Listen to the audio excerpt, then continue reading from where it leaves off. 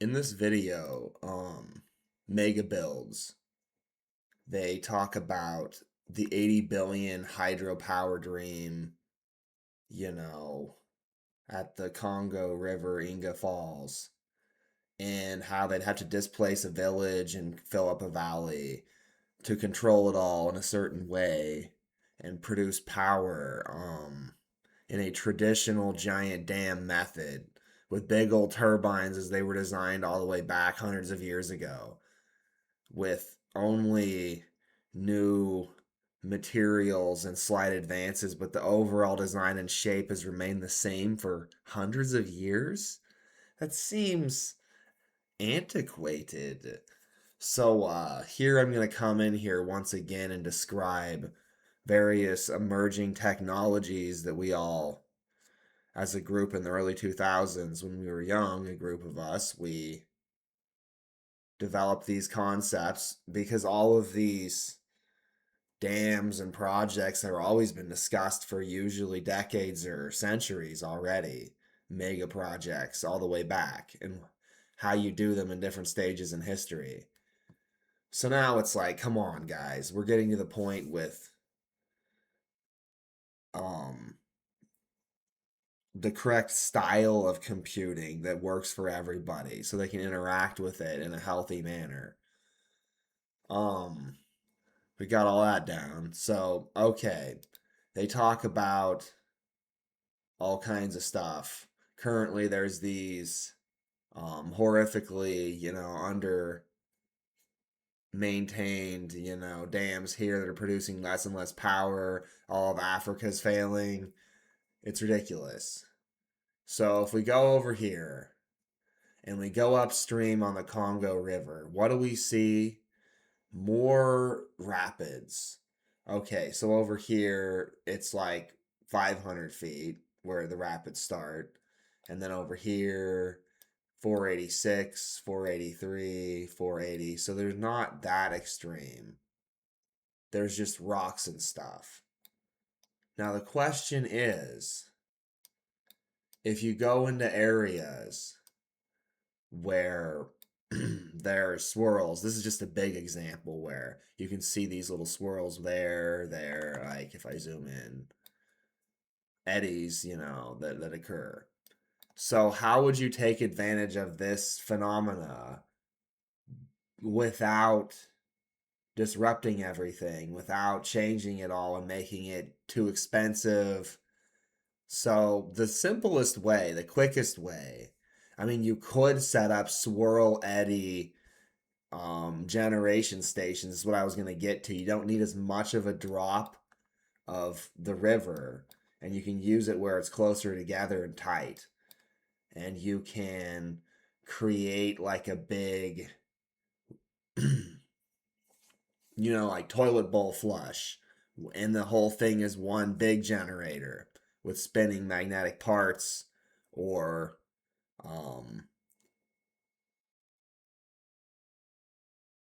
alternately it would be like a colander that spins, and then you'd have little like I described, pool noodle spinners that are blunt, and then built into that you'd have like fish ladders. It's like those fake tree things they have at the airports over there in Asia, Singapore or whatever. Is it the Singapore one? Man, I've watched way too many videos. Okay, anyways, the concept is sort of like that, but it's not as tall.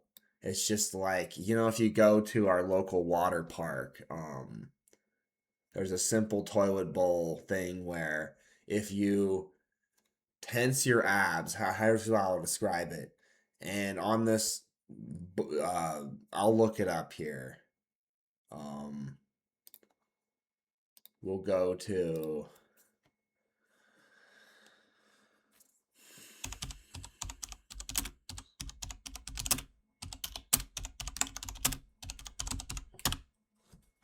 they had a competition to name it.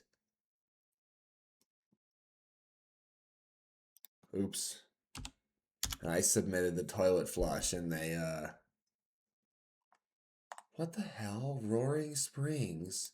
Wow, this is some terrible search results. Okay, Roaring Springs, Idaho Water Park. I don't think it's named the toilet flush anymore. What? That wasn't appropriate? Now I have to find, um,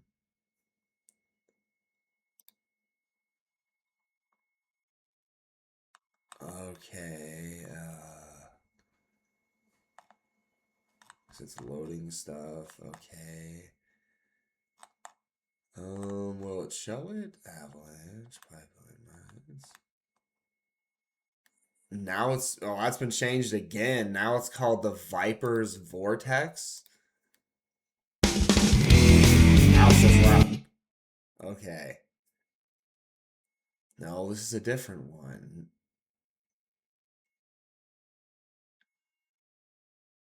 I guess it's just been repainted. Now it's different color. New plat. I don't know. Yeah, it definitely wasn't this color before. It was like green. Oh, that's all it is, right? Just to give people a concept of what I'm talking about here.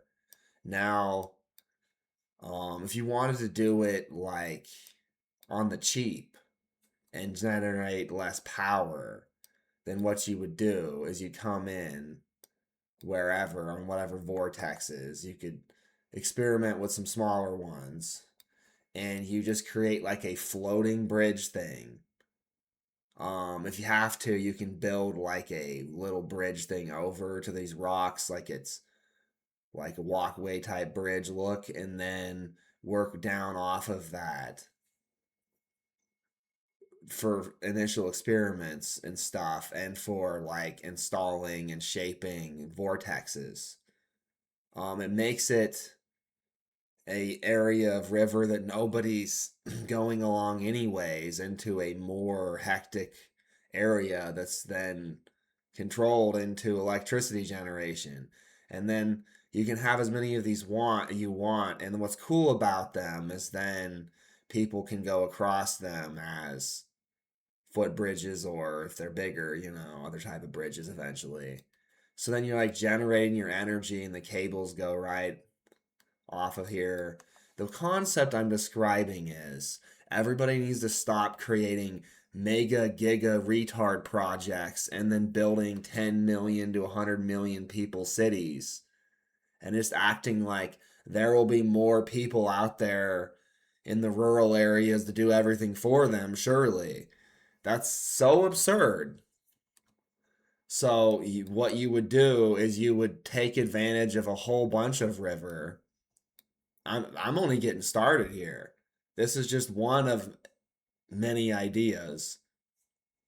Now, um, when I went, um, used to go where I'm located over here in Idaho, I'll zoom in on it, to Horseshoe Bend.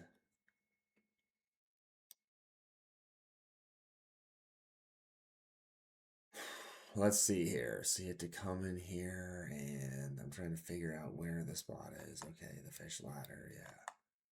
So this fish ladder, you can use it as like boogie boarding. You can get on your knees or on your stomach because it's not designed perfectly for boogie boarding. It's just the fish ladder. So, um, it's got these teeth. You can't see them underwater, concrete shaped teeth that stick out that I bashed my body up on. Other people have. He could kill a weak person, but I don't think a weak person would be hanging out in here because it's so insane. Um, Now I've proposed putting in these types of fish ladders, but with like, in the teeth area, they would instead be like overfitted with like, buffers, and then it would screen the water through. So, it'd be safe for people. And then you'd have like spinning in those teeth areas, whatever shape they need to be, little turbines for generating electricity. Like, come on. And these fish ladders, there could be an entire industry of people along rivers, like in Africa, the US, North America, anywhere. And it's like sustainable, and you can build into the setup like various attractive fauna and flora and underwater plants that make fishies love it, make the environment great, and you can kind of control everything and tame it while still harnessing the raw energy in a environmentally friendly way, right? So if we go back over here to Africa, we zoom back down.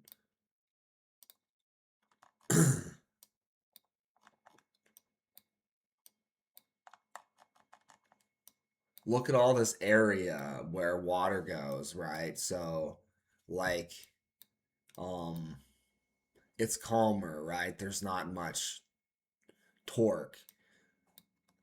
But if you have like these, you imagine like a big jumbo jet engine type looking thing, but it's shaped more like a bowl, and it's just made to spin energy with like flange spinner blunt paddles around the cage edges at angles. So the water is just, it's just torquing the hell in there, a hell out of it. And they have giant copper mines here in Africa to supply this along rivers like this potentially, because you're gonna have to use, you know, metals for generating the energy. Of course, you can use new polymoid with metal, you know, microbits that are magnetic in certain ways. That's the future, is diverse jungles with, you know, resources that you don't have to destroy and help regrow, like sustainable harvesting methods out of jungles without destroying them, so that you can get polymers from various places. You can plant more jungle even. And then you don't just have to rely on pure refined metal. You can mix it with other materials, and then it goes a lot farther. This is just one of many ways where there weren't polymers hundreds of years ago when they were creating these turbine designs. There was resins, very different. The earth has evolved much more like magnetic activity in more polar spigot locations since then, and is actively angrily melting the North Pole and the South Pole. So, instead of fighting that, we have to adapt along with it and accept that these things, like, say, the river gets even higher as there's infinite more rainfall in the future. So then, um, these are built so that it's floating and you can raise and lower it, and then it's not damaging the fish and everything. And you can create fish ladders wherever you want. Um,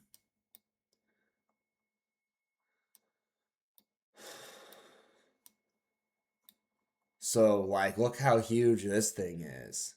I'm guessing there's like what, rocks, or like how you know, and then there's, well, just look at the size of that. Imagine how much energy you could generate with like a projected budget cost for the whole thing that would be so much reduced that, like, you could put them in as, you know, smaller companies that can build up in different communities that can be assisted.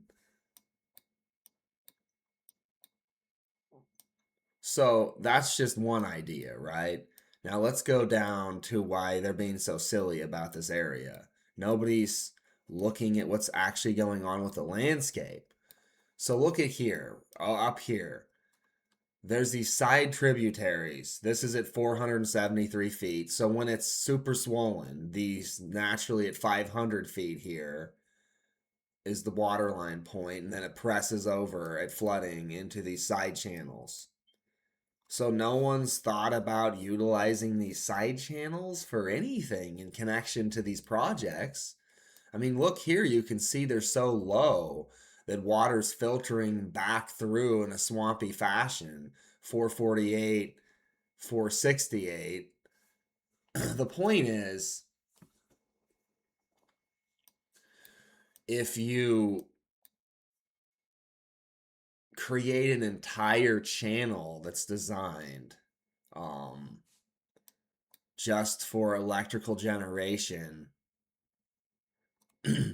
at multiple points, then you can create like this multi-mix concept where the water's coming through at a controlled sheet all the way through this valley.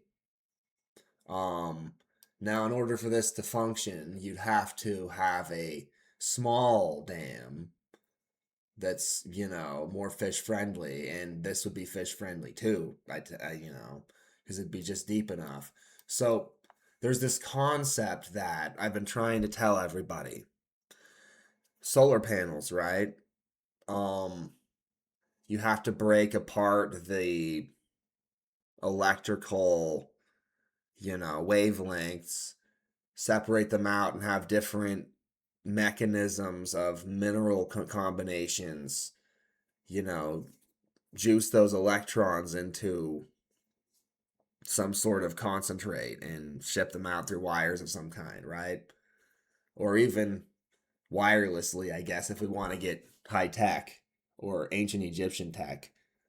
But ignoring that for a second, and not discussing that, the basic concept is you have water flowing through and it's a big flat area. So if it's a couple feet deep, when light from the sun hits the water, it changes angle and speed, right, massively, and splits out into different light rays. So you can manipulate that with like mineral glass mixed how they do it with all of their whatever. The point is, at the surface level, you can then control how the water's splitting the light precisely down a couple of feet to additional installed panels beneath the water. And then you have this massive hydrogen um like free cooling system that goes way beyond just floating solar panels on the surface. And within this um zone, you have like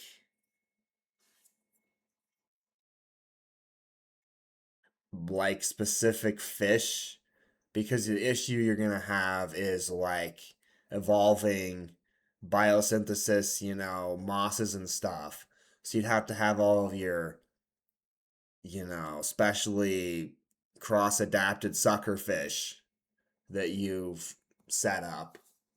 And then other fish could use the area just as a pass through. Um,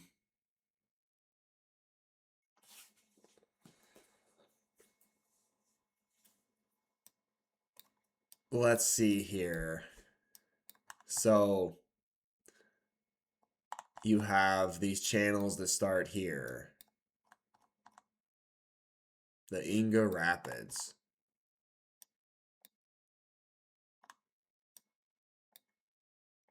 You see how there's rocks everywhere that are perfect for making these mini bridges. And then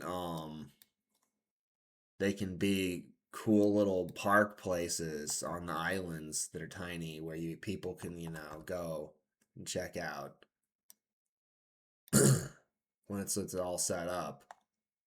So I'm describing a solution where, people would come in and train in group projects of mixed people from the local African area out abroad and into the world, so that they can practice this type of implementation that I'm describing.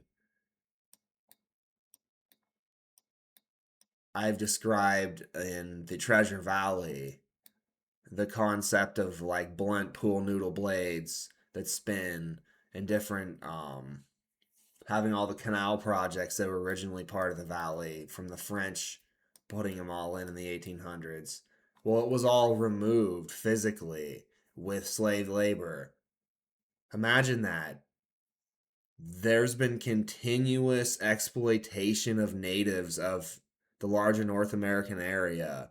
And instead of importing Africans and then mixing them with people that already look African in the eastern US somewhat and having slaves like the 1800s, instead it turned into the Republicans that lost the war moved west and started importing Middle American slaves, and everything got worse for a long, long time. And so going into the 2000s, into the turn of the economy and the millennia, everything started shifting, but it was a large weight of slaver, superior, asshole terrorists that really ruined my life for a long time until recently. Now everything's stabilizing. So whenever anybody says the US must be such a great place to live, that's total bullshit. It's not any better than anywhere else, actually. Unless you have a bunch of money, but then anywhere in the world's great. I mean, it's stupid. So the concept here is we pull everybody up out of this retarded poverty. Um, they claim there's a bunch of, I just got to question this in the video, a bunch of primates hanging out in here too. So the actual area that would be flooded would just be a small area in here or something. I don't know. So I don't really think that's necessary. I think we need to do this smarter and not bigger.